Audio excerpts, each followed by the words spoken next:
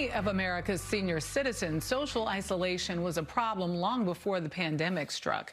Now, with many confined to their homes, it's become an even greater concern. But the same technology that's helped much of society connect in recent months may offer a partial remedy. And as Barry Petersen reports, some dedicated young people are helping seniors to bridge the digital divide while learning a few lessons of their own.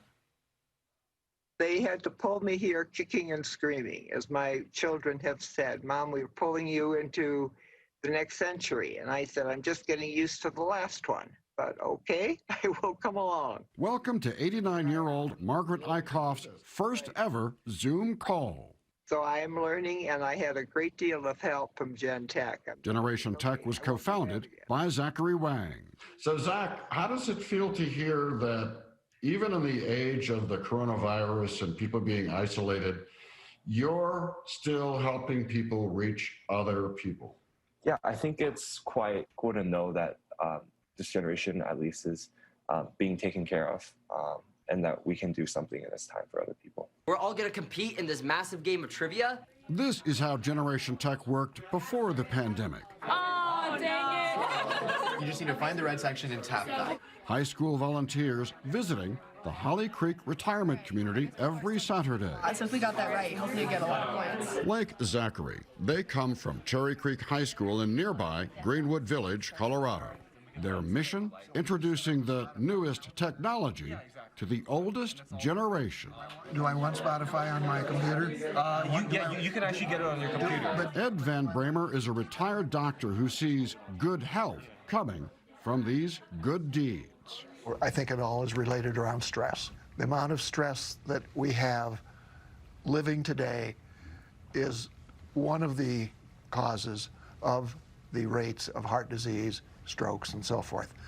High blood pressure and all of those things that go along with the pressure and the stress that everybody faces. So I sign in. The more you do to broaden your knowledge, the more you do to be interactive, the more you do to use your senses, the better things work. Plus, you get to get rid of the stress of not knowing how to get your printer to work. Absolutely. Do you want to try putting it on? For Ruth Gitzendinner, a first ever journey using virtual reality. I got you too. You're not gonna fall. She hiked Zion National Park. I'm looking up the side of a mountain and water's running down to the stream over here. It's like you're there. Her tour guide was Sissy Laporte. To watch you kind of explore and have fun with technology is like truly fascinating, and like I love doing it. Like I love volunteering. Press back. But the two generations have more in common than they may realize. A shared epidemic of loneliness. Older people because spouses or friends have died. Rachel Cohen is director of Linkages, a group promoting activities between young and old to combat social isolation.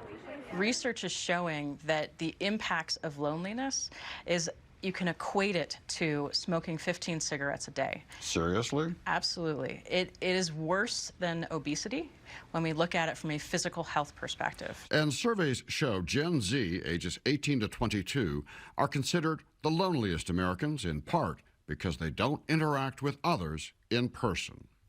Does this program help you understand the need for actual people to be actual friends with? Yeah, so I think that social media gives us this cocoon, this shell. And I think that working with the older adults in Generation Tech, you get to, get into that zone where you're not just focused on yourselves, you're focused on solving that specific, maybe that specific tech problem. But in that process, you're creating those new relationships, you're creating those like bonds that might be surprising to you. And I think that just gives us a whole new perspective on what it means to be able to truly connect with someone, what it means to be able to connect with our society. The pandemic has made this kind of personal help impossible at the moment, but the work goes on. Every week we work with residents on their technology issues. The Generation Tech students hosted a webinar on how to navigate technology and social media. You just really need to know that not all of it is going to be true. In fact, most of it probably is exaggerated or for shock values. And there are some lessons that have to be lived to be learned. Like Margaret Eichhoff, who has been listening to her church service by phone and will now attend by Zoom with one big change. And I'm sure they will all say, you now have to get dressed to come to church on Sunday. You can't come in your pajamas anymore.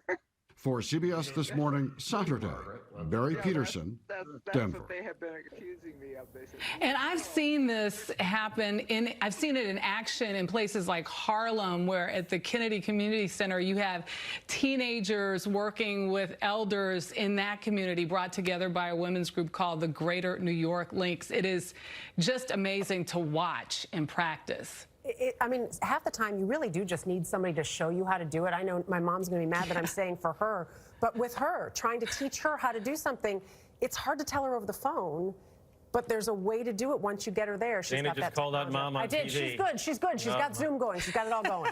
Teaching her how to stream onto her I bet TV. she knows TikTok. Oh gosh. Well, we don't. But We don't yet. It really is so much worse right now, though, too, with the pandemic. Yeah. Because you have parents and grandparents who are already maybe isolated or alone to begin with, and may have lost friends, and then they can't spend time with others during what's happening right now. That stat, Michelle, we both kind of gasped. I don't know if you did the 15 cigarettes a day, comparing that's what that loneliness factor is like. That's awful. It's just awful. Yeah, the stress of that.